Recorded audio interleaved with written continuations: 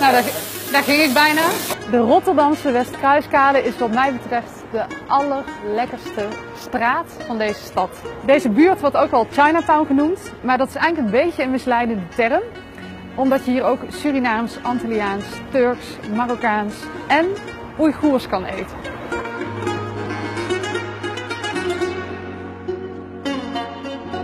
Hallo.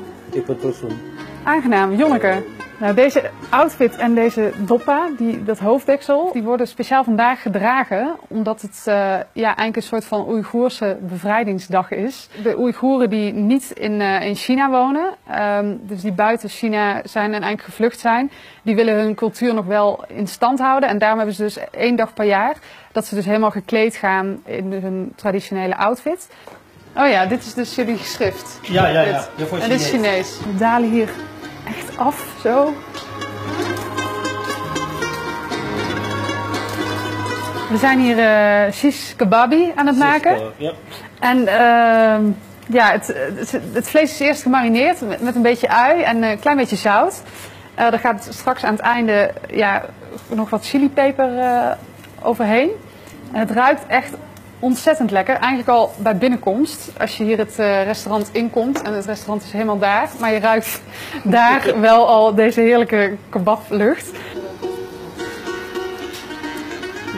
Ja.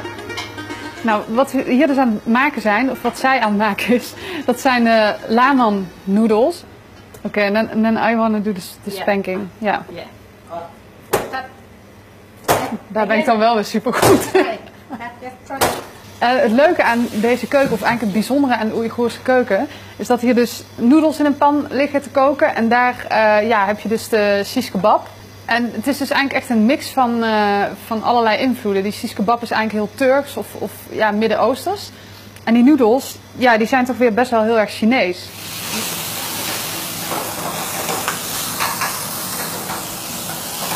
Wow.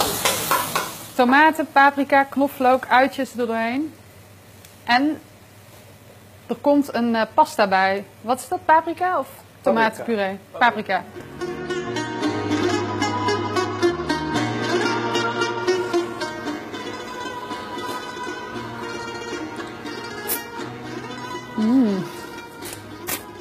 Heerlijk.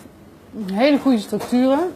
Die noedels zijn super elastisch en echt heel chewy.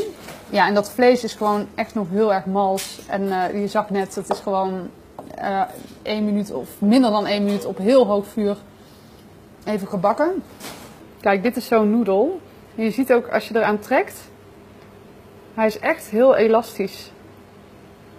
Het is echt ook wel een sterke noedel. En daar krijg je ook die ontzettend lekkere bite van.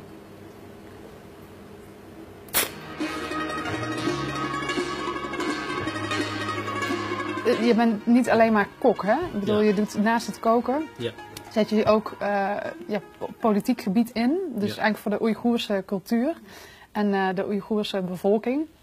Omdat die tot op de dag van vandaag in China nog steeds best wel onderdrukt worden. En ook door dit eten te maken, probeer jij ook door een stukje van culinair erfgoed van de Oeigoerse bevolking door te geven. Ashpulsun.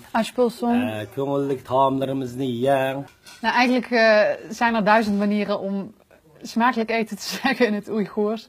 Maar het is vooral gewoon niet lullen, maar slurpen.